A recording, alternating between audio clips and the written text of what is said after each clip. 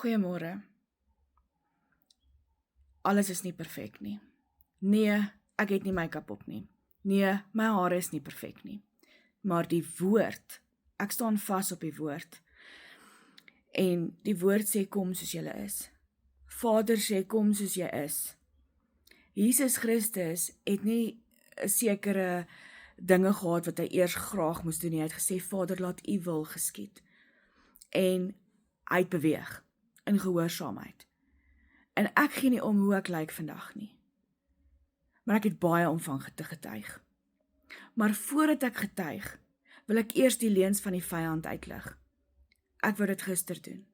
Ek wou dit vanoggend doen. En vanoggend raak ek wakker in pyn. En ek van soos, ja, ek gaan nie eers my lig gaan sit in my kamer nie. Alles hoef nie perfek te lyk nie. Ek gaan nou praat net soos dit is. Wat is die leuns van die vyand? Het jy genoeg? Is dit die waarheid? Het jy reg gehoor? Ja, jy het reg gehoor. Hoekom kom die vyand so erg teen jou? Kan ons eenkant gaan sit en sê, hierdie pyn, hoekom nou? Wat gaan nou aan? En dalk miskien laat vrees terugkom?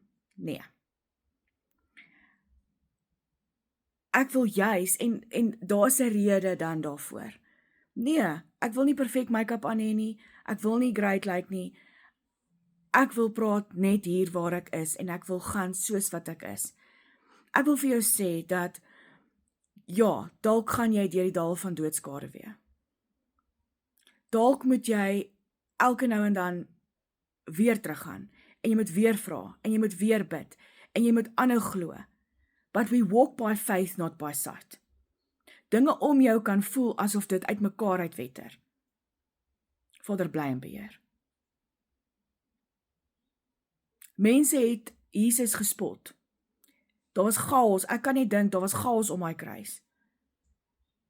Het hy gesê, nee, wag, ek het nou 'n beter tyd nodig, laat die beligting gou reg wees. Nee, nee, hy het beweeg. Vader vra nie vir jou of jy op die regte plek is nie. Hy vra nie vir jou of dit, dit gaan nie oor jou nie. Fokus moet verander. Ek wil graag hierdie deel. Ek het baie seer gehad, ek was in die hospitaal. En op 'n stadium het ek gedink, Here, hoekom antwoord U nie my gebede nie? Ek het so seer. Ek het regtig seer. En ek het mense wat ek regtig, dit maak nie saak nie, ek het seer gehad. Ek het fisies seer gehad, ek het emosioneel seer gehad, ek het daar gelê, ek het vrae gehad van soos, Vader, as daar een persoon is wat die hart najaag en wat net meer van U wil hê, is dit wragtig ek. Hoekom nou? Hoekom gebeur al hierdie goed met my? Hoekom maak mense leë beloftes?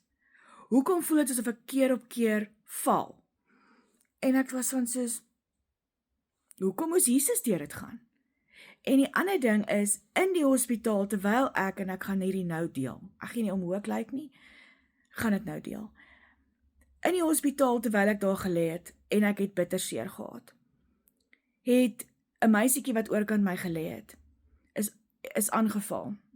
Mense kan sê wat hulle wil, ek sê nou vir jou, as 'n jong meisietjie in 'n bed rondgeruk word op haar bed, en dit is hierdie verskriklike epileptiese aanval, en die susters draai om en loop, onmiddellik was dit van soos, hierdie kom nie van Vader nie, hierdie is nie normaal nie, en dit is twak. En ek het my fokus verander. Ek het dit nie op daai punt, op daai oomblik agtergekom nie, maar my fokus het geskuif van myself na, wat sien ek? Wat weet ek? Ek het al gebid vir my kinders.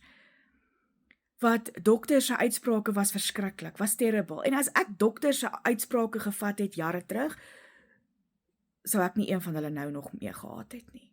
So ek weet, dat as die Here werk, en as Vader beweeg hy soos net hy kan. Wat gebeur?